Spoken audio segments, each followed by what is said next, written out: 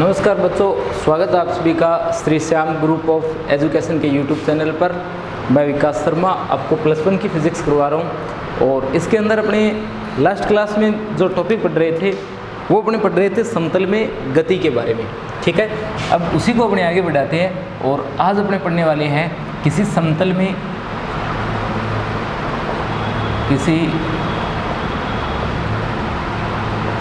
में एक समान त्वरित गति, किसी समतल में एक समान त्वरित गति या एक समान त्वरण की गति, एक समान त्वरण की गति। ठीक है, अपने इस टॉपिक की बात करते हैं। तो देखिए, अपने समतल में जब एक समान त्वरण से गति की बात की जाती है तो अपने इसके अंदर देखते हैं कि जो त्वरण है ए वेक्टर, उसका फॉर्मूला अपने क्या लिखते हैं, अपने लिखते हैं ए vector equal A x I के प्लस ए वाई जे के।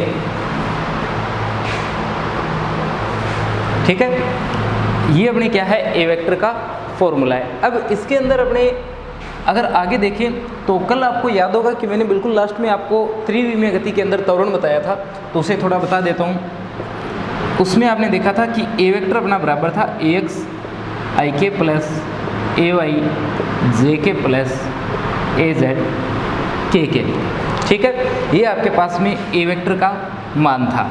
ठीक है, इसी ए वेक्टर को आप लोग ऐसे भी लिख सकते हो, ए एक्स वेक्टर प्लस ए वाई वेक्टर प्लस ए जेड वेक्टर, ऐसा आप लोग इसे लिख सकते हो। ठीक है, ए वेक्टर के इक्वल, यानी ये तीनों जो है इन्हें क्या कर सकते हो आप, इक्वल लिख सकते हो। यहाँ जो आपने ए एक्स लिखा है इसे अपने डी वी एक्स बटा डी टी लिख सकते हैं। इसी तरीके से ए वाई को क्या लिख सकते हो, इसे लिख सकते हो D V Y upon D T, और जो ए जेड आपके पास में बनता है उसे लिख सकते हो D V Z upon D T. ठीक है, तो अपने इसे इस प्रकार से लिख सकते हैं। यानी जो त्वरण आपने लिखा है वेग में परिवर्तन की दर, अगर x दिशा की बात कर रहे हो तो x दिशा वाला घटक लिख दो, y की बात कर रहे हो तो y का लिख दो, और जब z की बात कर रहे हो तो z का घटक लिख दो। इसके अलावा आपको ये भी यहाँ पता होना चाहिए कि जो vx है वो किसके बराबर है, वो dx बटा dt के बराबर है। यानी यहाँ जो मैंने लिखा है, अगर यहाँ लिखो एक बार के लिए, तो ax किसके बराबर है, ax बराबर है dvx बटा dt के, और ये बराबर आ जाएगा d बटा dt के, और ये काल से आ जाएगा यहाँ, और ये बन जाता है ax equal D square x बटा डी टी स्क्वेयर। यानी जो आपका x दिशा में त्वरण है वो किसके बराबर है, वो एक तो वेग में परिवर्तन की दर के, दूसरा विस्थापन का समय के सापेक्ष दो बार अवकलन करने के बराबर। इसी तरीके से फिर ये बन जाएगा, ये बनेगा डी स्क्वेयर वाई बटा डी टी स्क्वेयर, और अगर त्रिविम की गति की बात की जाए तो ये बनता है ये। ठीक है, तो ये कल अपने टॉपिक कर रहे थे, उसके अंदर ये बातें थी जिनके बारे में आपको पता होना चाहिए। अब देखिए अपने आगे, अपने आज समतल की बात कर रहे हैं फिर से। तो समतल में जब गति की बात की जाती है तो अपने समतल में गति में ए वेक्टर को क्या लिखते हैं, ए एक्स आई के प्लस ए वाई जे के। यहाँ जो एक्स वाला घटक है वो क्या बता रहा है, एक्स वाला घटक आई के दिशा के अंदर जो है वो त्वरण बता रहा है, या एक्स एक्स के अनुदिश त्वरण बता रहा है, और ये वाई एक्स के अनुदिश क्या बता रहा है, अपने को त्वरण बता रहा है। इसी तरीके से वी वेक्टर की अगर बात करोगे तो वो वी एक्स आई के plus V Y J cap के बराबर होगा। यानी अब तक जो आप लोग गति की समीकरण लिखते गए हो, जैसे पहली और दूसरी समीकरण की अपने जरूरत पड़ेगी, तो पहली समीकरण अपने क्या लिखते हैं, v बराबर u प्लस ए टी, ऐसा लिखते हैं। परंतु जब x एक्स के अनुदिश बात की जाएगी तो अपने इसे इस तरीके से लिखेंगे कि vx बराबर ux प्लस ए एक्स और t। इसी तरीके से देखिए s बराबर क्या लिखते हो, s बराबर लिखते हो ut plus half A T की स्क्वायर, ऐसा लिखते हो। पर x एक्स के अनुदिश बात की जाएगी तो यहाँ क्या आ जाएगा, x और u की जगह ux समय t है और इसकी जगह ए एक्स आ जाएगा। ठीक है, ऐसा अपने लिखते हैं कौन सी दिशा के अंदर, x एक्स के अनुदिश। अगर यही अपने y एक्स के अनुदिश करते तो v एक्स की जगह क्या आता, vy, ux की जगह uy, ax की जगह ay और t। x की जगह y, u की जगह uy हाफ, a की जगह ay t की स्क्वायर, ठीक है। s बराबर ut plus half at square, v बराबर u प्लस at, ये किसके अंदर है? ये y x के अनुदिश है। उन समीकरणों से तुलना करके आप लोग देख सकते हो कि x और y के जब बात करते हैं तो सीधे मान रख दिए x और y के, और अपने पास में ये समीकरणें जो वो प्राप्त हो जाती है। ऐसा आपने किसके लिए लिखते हैं? ऐसा आपने किसी समतल में गति के लिए लिखते हैं। एक समान त्वरित गति की जो समीकरणें होती है उनमें से पहली और दूसरी समीकरण को अपने इस प्रकार से लिख सकते हैं, ठीक है। अपने बात करते हैं इस टॉपिक की, तो अपने मान लेते हैं कि किसी समय t0 पर, किसी समय t0 पर अपना कण जो है वो कहाँ स्थित है? अपना कण r0 वेक्टर पोजीशन पर स्थित है। जब समय होता है स्मॉल t तो अपना कण जो है वो पहुँच जाता है r वेक्टर पोजीशन पर। तो कण जो है उसका विस्थापन, कण जो है उसका विस्थापन किसके बराबर है? विस्थापन आप लोग देख सकते हो कि यहाँ से जो विस्थापन आएगा इसका वो किसके बराबर आएगा? विस्थापन बराबर आता है यहाँ पर आपके r vector minus r0 vector के, r vector minus r0 vector के। और विस्थापन जो है किसके बराबर होगा? विस्थापन बराबर होगा औसत वेग गुणा समय के, औसत वेग गुणा समय के। देखिए औसत वेग क्यों लिया है? क्योंकि वेग बदल रहा है। विस्थापन लिखते हैं तो अपने वेग गुणा समय लिखते हैं, पर वेग बदल रहा है क्योंकि पोजीशन अपने क्या कर रहे हैं? बदल रहे हैं। तो इसलिए अपने क्या कर दिया? औसत वेग गुणा क्या लिख दिया? समय लिख दिया। देखिए दूरी बराबर चाल गुणा समय, दूरी बराबर चाल गुणा समय। सदिश रूप की जब बात करोगे दूरी की जगह विस्थापन, चाल की जगह वेग, ठीक है। अब देखिए आगे अपने लिख सकते हैं r वेक्टर माइनस का r0 vector, r vector minus का r0 वेक्टर किसके इक्वल है? अभी औसत वेग v प्लस u बटा 2, u प्रारंभिक वेग है, v अंतिम वेग है, दोनों वेगों को जोड़ करके 2 से भाग कर दिया है और गुणा क्या लिख दिया है? समय लिख दिया है। गुणा क्या लिख दिया है? समय लिख दिया है। यानी आप इसे लिख सकते हो r वेक्टर माइनस का r0 वेक्टर और किसके बराबर? गति की प्रथम समीकरण v बराबर u plus a t plus का u और गुणा में t अपॉन में कितना?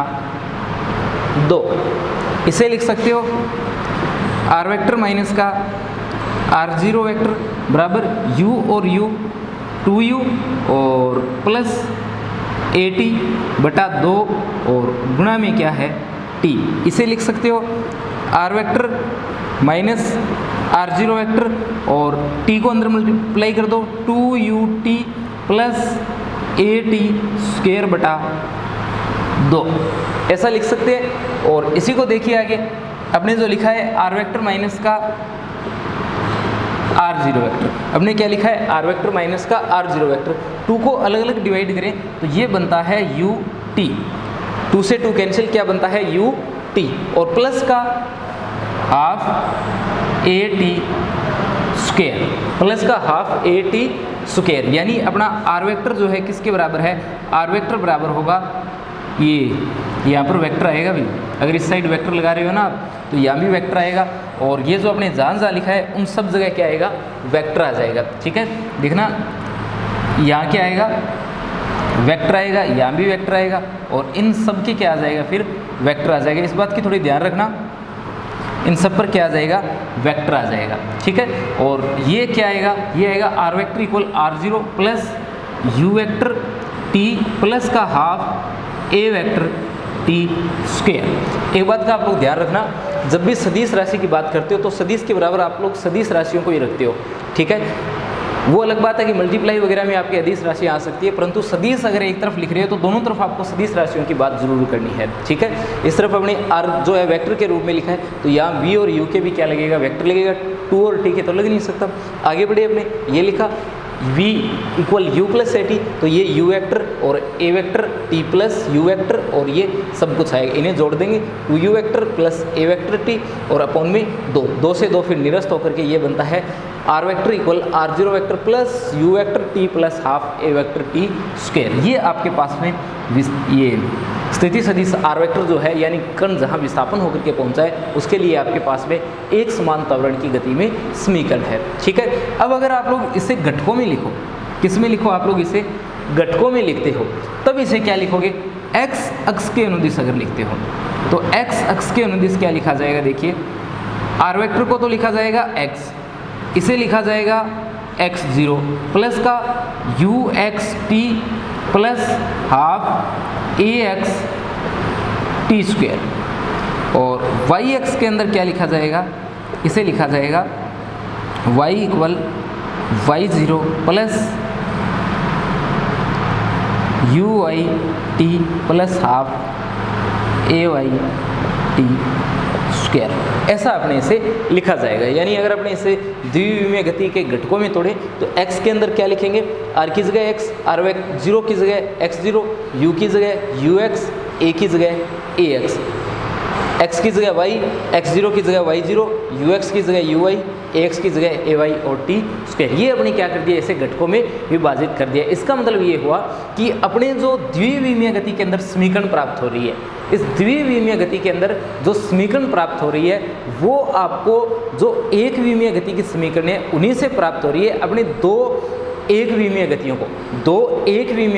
गतियों को एक दूसरे के लंबवत रखते हुए क्या कर सकते हैं, व्यक्त कर सकते हैं। ठीक है, दो एक विमीय गतियों के द्वारा जो गतियां एक दूसरे के लंबवत है उनको जोड़ते हुए अपने क्या कर सकते हैं, द्विविमीय गति की समीकरण बना सकते हैं। x equal x0 plus U X T plus A X T square और y equal y0 plus U Y plus 1/2 A Y T square. देख सकते हो आप लोग, ये कुछ इसी की तरह है कि s बराबर U T plus half A T square और x0 क्या है, प्रारंभिक पोजीशन है, y ये s बराबर U T plus half A T square और ये जो लिखा गया है ये क्या है, इसकी प्रारंभिक पोजीशन है। ठीक है, तो ये अपने क्या है, x और y के अंदर समीकरण है। तो ये अपना टॉपिक है किसी समतल में एक समान त्वरण की गति, जिसके अंदर अपने गति की समीकरण जो है इस तरीके से बना सकते हैं। ठीक है, आगे बढ़ते हैं अपने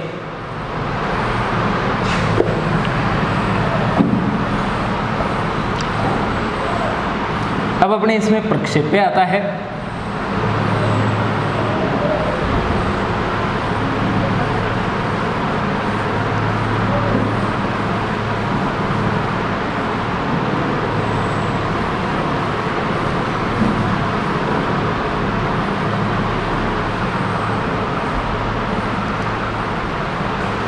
अब अपने इसमें प्रक्षेप्य की गति आती है, तो अपना टॉपिक है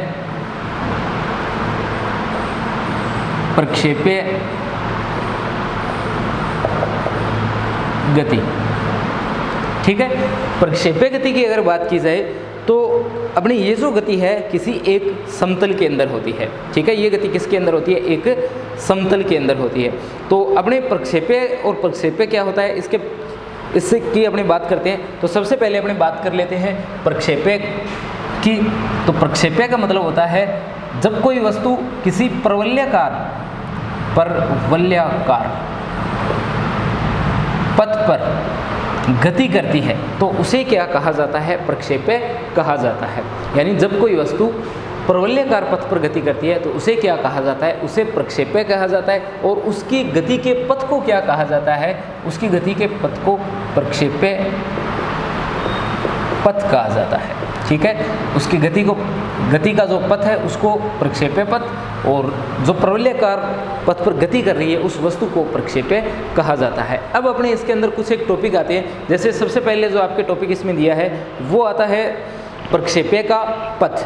अपने सबसे पहले जो टॉपिक आता है वो क्या आता है, इसके अंदर प्रक्षेप्य का पथ आता है। ठीक है, तो अपने बात करते हैं प्रक्षेप्य के पथ की। प्रक्षेप्य का पथ, सबसे पहला टॉपिक है प्रक्षेप्य का पथ। आपके एग्जाम में जो प्रश्न पूछा जाता है उसमें ज़्यादातर ये पूछा जाता है कि सिद्ध कीजिए प्रक्षेप्य की गति का पथ जो है वो परवलयाकार होता है।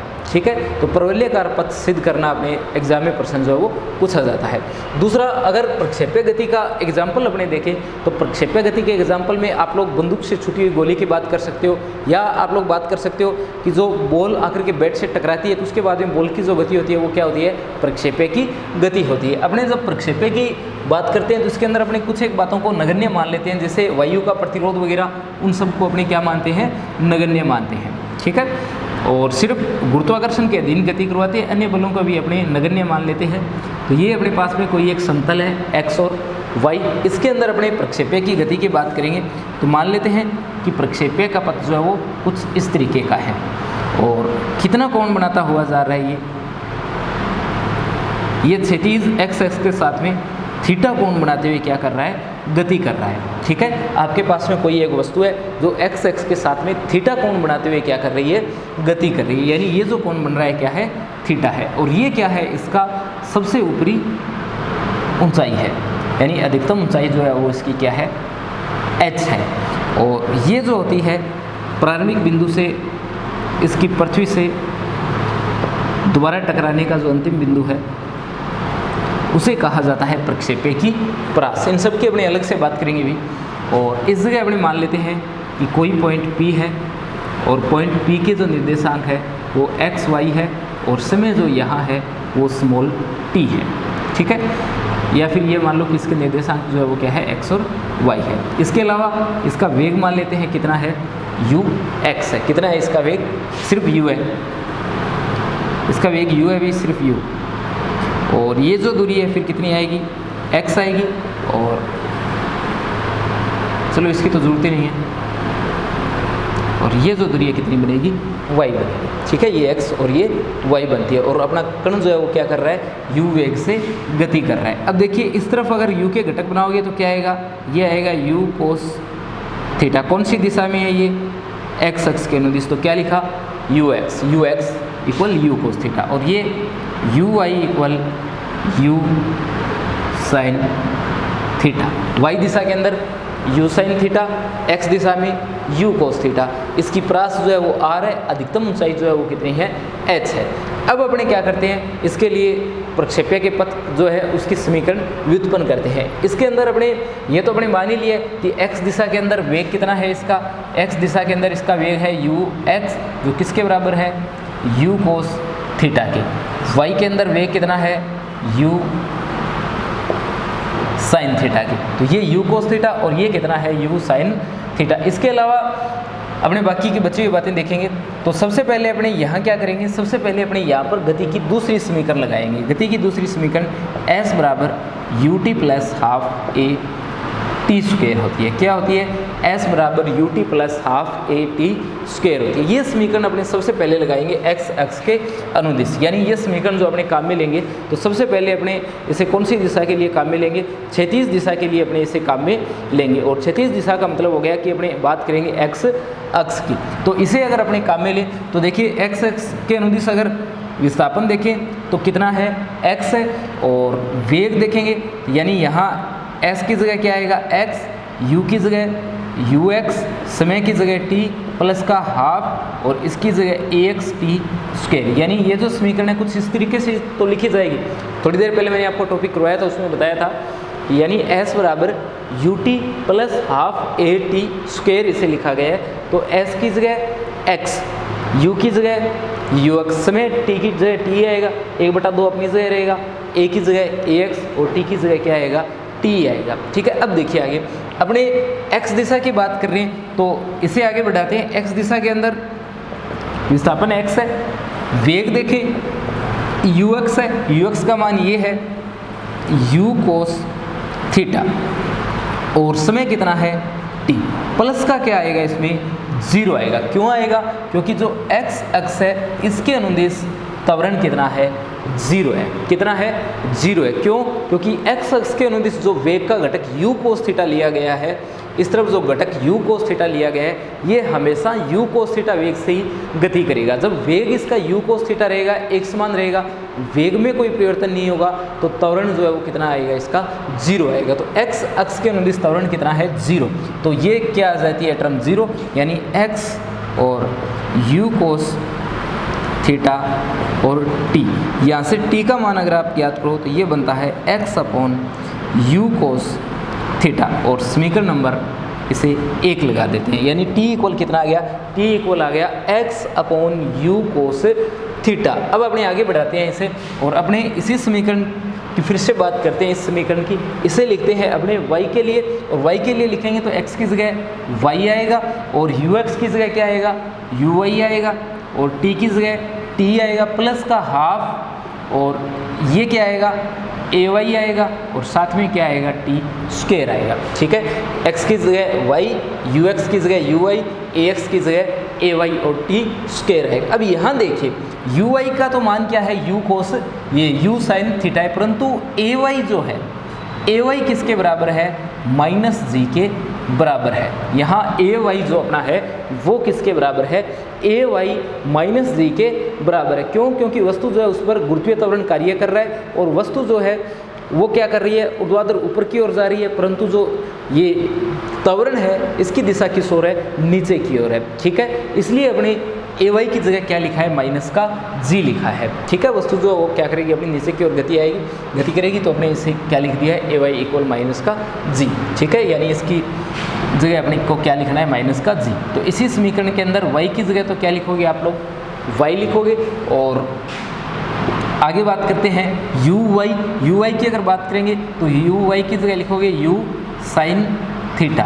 क्या लिखोगे, u साइन थीटा। समय t का मान रखो कितना है, x upon u cos theta, x upon u cos theta. और प्लस का नहीं, माइनस का, क्योंकि अपने ay किसके बराबर है, माइनस के g के, तो माइनस का 1/2g। और t का मान फिर से कितना है, x अपॉन, ये रहा x upon u cos theta, और इसकी क्या आएगी, स्क्वायर आएगी, u, ये x upon u cos theta, और इसकी अपने को क्या लिखनी है, स्क्वायर लिखनी है। आई बात समझ में। अब अपने आगे बात करते हैं,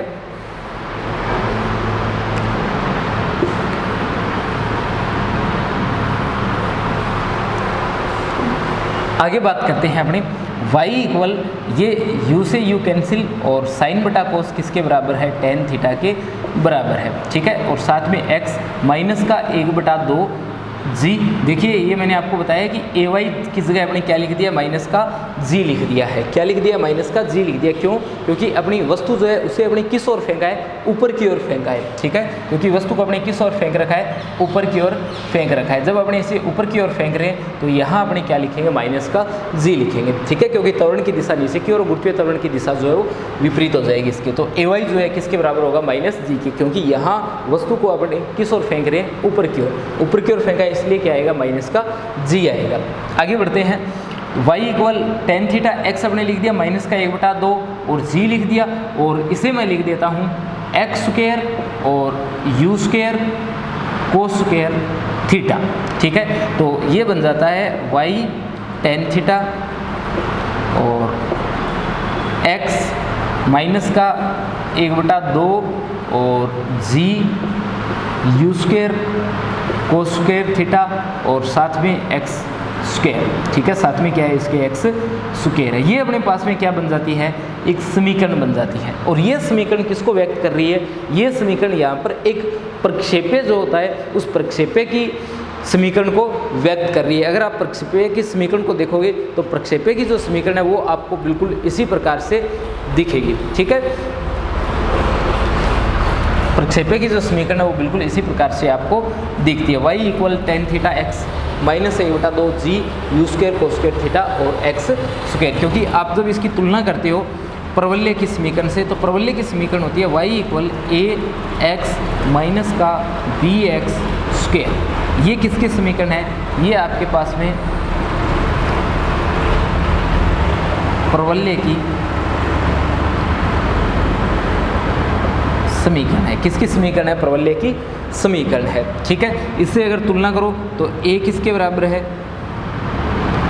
टेन थीटा के, और b किसके बराबर है, यहाँ 1/2 और g upon u square cos square theta के बराबर है। ठीक है, b जो है किसके बराबर है, 1/2 g u square cos square theta के बराबर है। ठीक है, तो अपने पास में अब जो ये समीकरण बनी है ये किसकी समीकरण बन रही है, एक प्रवल्य की समीकरण बन रही है। जिससे क्या सिद्ध होता है, जिससे सिद्ध होता है कि जो प्रक्षेप्य आपका होता है उसके पथ की जो समीकरण है या उसका पथ जो है वो किस प्रकार का होता है, उसका पथ जो है प्रवल्यकार का होता है। ठीक है, तो प्रवल्य की समीकरण के बराबर आ रही है, इसलिए आप बोल सकते हो कि जो प्रक्षेप्य होता है उसका पथ कैसा होता है, प्रवल्यकार होता है। आपसे अगर ऐसा पूछा जाए कि सिद्ध कीजिए कि प्रक्षेप्य जो होता है उसकी गति का जो पथ होता है वो कैसा होता है, प्रवलयाकार होता है। तो आपको यहाँ तक इसे सोल्व करना है। फिर से कुछ एक बातें आपको बताता हूँ कि अपने पास में क्या है, कोई एक कण है और इसे आप लोग क्या कर रहे हो, मूल बिंदु O से थीटा कोण बनाते हुए और u वेग से क्या कर रहे हो, ऊपर की ओर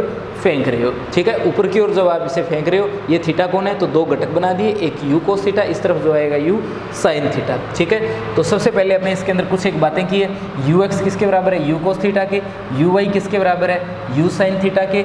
जो क्षैतिज त्वरण ax है, क्षैतिज त्वरण ax जो है उसे अपने क्या लिखा है, 0 लिखा है। ay इक्वल क्या लिखा है, माइनस का g लिखा है। ध्यान रखना, ऊपर की ओर जब गति की जाती है, ऊपर की ओर जब अपनी गति करवाते हैं तो g जो है उसे किसका लिखा जाता है, माइनस का g लिखा जाता है। और जब ये नीचे की ओर होता तब क्या आता, प्लस की ओर आता है। यानी जब भी आप क्या करते हो, इसे धरातल से किसी को ऊपर की ओर फेंकते हो तो उस समय गुरुत्वीय त्वरण का जो मान अपने लेते हैं वो कितना लेते हैं, माइनस का g लेते हैं। ठीक है, ये बात आप लोग ध्यान रखना कि जब आप लोग क्या करते हो, ऊपर की ओर किसी को फेंकते हो तो उस समय आप लोग क्या लिखते हो, माइनस का g लिखते हो। और अगर नीचे की ओर किसी को फेंकते हो तो उसमें आप क्या करते हो, प्लस का g लिखते हो। किसकी जगह, त्वरण की जगह। ठीक है, जब भी अपने क्या करते हैं, किसी को ऊपर की ओर फेंका जाता है तो ऊपर की ओर फेंकते समय अपने क्या करते हैं, ऊपर की ओर फेंकते समय अपने एक ही जगह माइनस का g लिख देते हैं। और जब ऊपर से नीचे की ओर कोई गति करता है तो उस समय अपने एक ही जगह क्या लिखते हैं, प्लस का g लिखते हैं। जिससे आपके पास में जो गति की समीकरण है वो भी क्या हो जाती है, बदल जाती है। जैसे आप लोग लिखते हो, जैसे v बराबर u प्लस AT लिखते हो तो इसमें अपने एक ही जगह या तो प्लस का g आएगा या माइनस का g आएगा। वो अपने इस हिसाब से आएगा कि ऊपर की ओर अगर आप लोग फेंक रहे हो तब तो ये क्या आ जाएगा, माइनस का आ जाएगा, और अगर नीचे की ओर आप इसे फेंक रहे हो तब ये क्या आ जाएगा, प्लस का आ जाएगा। ये तो अपनी बेसिक बात आपको पता चल जाएगी। अपने इनकी बात करते हैं तो इसे अपने किस में बदल दिया है, u की जगह x लिखा, u की जगह ux लिखा, t की जगह t है, a की जगह ax है, t की जगह t लिख दिया। और अपने ये क्या कर दिया है, ux का मान रख दिया है। और जो अपने पास में ax है उसकी जगह क्या लिख दिया है, 0 लिख दिया है। तो ये किसके बराबर है, u बराबर u cos थीटा और t के। और यहाँ से t का मान कितना आ जाता है, x upon u cos theta आ जाता है। फिर अपने इसकी बात करते हैं, अपने सीधा सीधा ऐसे लिख दिए। अब अपने क्या किया, u y की जगह तो लिखा आपने u sin थीटा और t की जगह आपने क्या लिख दिया, x upon u cos theta लिख दिया। आगे बढ़े अपने तो 1/2 अपनी जगह था, परंतु a y की जगह अपने क्या लिख दिया, माइनस का g लिख दिया, क्योंकि कण जो किस ओर गति कर रहा है, ऊपर की ओर। और ऊपर की ओर गति में अपने एक ही जगह क्या लिखते हैं, माइनस का g लिखते हैं। और ये क्या लिखा हुआ है, x upon u cos theta और इसकी होल स्क्वायर। अपने आगे बढ़ते हैं, माइनस का 1/2 g x square u cos square theta. और इसे सोल्व करते हुए अपने यहाँ पहुँचते हैं, a और b के ये मान है। और ये समीकरण किसको व्यक्त कर रही है, एक प्रवलय के समीकरण को व्यक्त कर रही है। इसलिए अपने बोल सकते हैं कि प्रवलय, ये जो प्रक्षेपय जो होता है इसकी गति का पथ किस प्रकार का होता है, प्रवलयाकार का होता है। ठीक है, ये इंपॉर्टेंट टॉपिक है, आपसे एग्जाम में पूछा जा सकता है कि जो प्रक्षेपय होता है उसकी गति का समीकरण क्या होता है। तो आपको ये सूत्र जो है इसमें व्युत्पन्न करना है। ठीक है, आगे बढ़ते हैं अपने। अब अपने आता है प्रक्षेपय का उड्डयन काल। ठीक है, अपना नया टॉपिक है प्रक्षेपय का उड्डयन काल।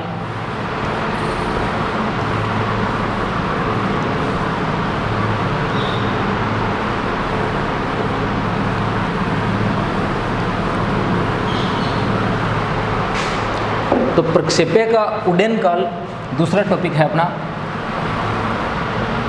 प्रक्षेपय का उड्डयन काल। उड्डयन काल का क्या मतलब है, प्रक्षेपय के उड्डयन काल का मतलब है जब भी आपने क्या किया, किसी भी वस्तु को ऊपर की ओर प्रवलयाकार पथ पर फेंक दिया। यानी किसी प्रक्षेपय की अगर बात की जाए तो जितने समय तक आपका जो प्रक्षेपय या जो वस्तु है वो हवा में रहती है, जितने समय तक वो कहाँ रहती है, हवा में रहती है, तो वो जो समय होता है वो क्या कहलाता है, इसका उड्डयन काल कहलाता है। या आप बोल सकते हो कि जहाँ से आपने क्या किया, प्रक्षेपय को छोड़ा है, जहाँ से आपने क्या किया है, प्रक्षेपय को छोड़ा है। अगर इस डायग्राम की बात की जाए तो ये जो पॉइंट था O, यहाँ से आपने क्या किया था, प्रक्षेपय को छोड़ा था। O से लेकर के ये फिर से ज़मीन पर कहाँ आ रहा है, अगर इस पॉइंट को मैं A लिखूँ तो A पर आ रहा है। तो O से A तक पहुँचने में इसे जो समय लगेगा ओ से ए तक पहुंचने में इसे जो समय लगेगा वो क्या है, उड्डयन काल है। यानी पृथ्वी से छोड़ने के बाद में फिर से पृथ्वी पर आकर के टकराने में जो उसे समय लगेगा वो क्या कहलाता है, इसका उड्डयन काल कहलाता है। या आप लोग बोल सकते हो कि प्रक्षेप्य जितने समय तक हवा में रहता है वो उसका जो समय है वो क्या कहलाता है, उसका उड्डयन काल कहलाता है। हवा में रहने का समय बोल सकते हो, या आप लोग बोल सकते हो कि इसका उड्डयन काल, इसको लिखा जाता है कैपिटल टी से। किससे लिखा जाता है, कैपिटल टी से इसे लिखा जाता है। वो सारी बातें अब भी आपको पता होनी चाहिए कि यू एक्स किसके बराबर है, यू कोस थीटा के, और यू वाई जो है किसके बराबर है, यू साइन थीटा के बराबर है। ठीक है, अब यहाँ अपने क्या करेंगे, यहाँ अपने गति की प्रथम समीकरण को काम में लेंगे, और गति की प्रथम समीकरण v बराबर u प्लस ए टी होती है। v बराबर u प्लस ए टी, ये क्या है आपके पास में गति की प्रथम समीकरण है। ये क्या है, इसका अंतिम वेग है। ये कौन सा वेग है, इसका अंतिम वेग है। अगर ये अंतिम वेग है तो अंतिम वेग तो इसका कितना होता है, 0 होता है। अंतिम वेग इसका कितना होता है, 0 होता है। अब देखिए अपने आगे बढ़े तो u की जगह तो क्या लिखा जाएगा, u की जगह अपने लिखा जाएगा u साइन थीटा। क्या लिखा जाएगा, u साइन थीटा, क्योंकि अपने ये हवा में गति करवा रहे हैं अपने इसे, तो ऊर्ध्वाधर घटक लेंगे, और ऊर्ध्वाधर घटक जो है वो क्या है, u साइन थीटा है। अब देखिए आगे u साइन थीटा आपने लिख दिया, प्लस की जगह क्या आएगा, प्लस की जगह माइनस का g आएगा। क्या आएगा, माइनस का g आएगा। ऊर्ध्वाधर बात कर रहा है तो a की जगह क्या लिखेंगे, माइनस का g लिखेंगे, और समय क्या लिखेंगे, स्मॉल t ही लिखेंगे। क्या लिखेंगे, स्मॉल t लिखेंगे। स्मॉल t जो है वो क्या है, आधी, इसे जो कुल समय लग रहा है उसका आधा समय है। ठीक है, ये जो समय है वो क्या है, जो उड्डयन काल है उसका आधा समय है। ये जो इसकी अधिकतम ऊंचाई है, इस अधिकतम ऊंचाई तक पहुंचने में लगा समय कितना है, इसका स्मॉल t है। तो स्मॉल t क्या है, इसका अधिकतम ऊंचाई तक पहुंचने में लगा समय। तो gt किसके बराबर, u साइन थीटा के, और यहाँ से स्मॉल t किसके बराबर, u साइन थीटा अपॉन जी के बराबर आ जाता है। तो स्मॉल t का मान किसके बराबर है, u साइन थीटा अपॉन जी के बराबर है। अब अपने बात कर लेते हैं इसके उड्डयन काल की। उड्डयन काल की अगर अपनी बात करें तो अपने शुरुआत में मान करके चलिए कि वायु का प्रतिरोध क्या है, नगण्य है। तो जितना समय ये ऊपर जाने में लगा रहा है उतना ही समय क्या करेगा, ये नीचे आने में लगा, यानी जितना समय आधी दूरी तय करने में लगा है उतना ही समय बची हुई दूरी तय करने में लगेगा। तो ये उड्डयन काल किसके बराबर आएगा, 2t के, और समीकरण बन जाएगी 2u साइन थीटा अपॉन जी। ये क्या है, उड्डयन काल की समीकरण है। बाकी बची हुई इसके बारे में बात अपने नेक्स्ट वीडियो में करेंगे। अभी आप लोग इतना इसे पढ़ लेना, ठीक है।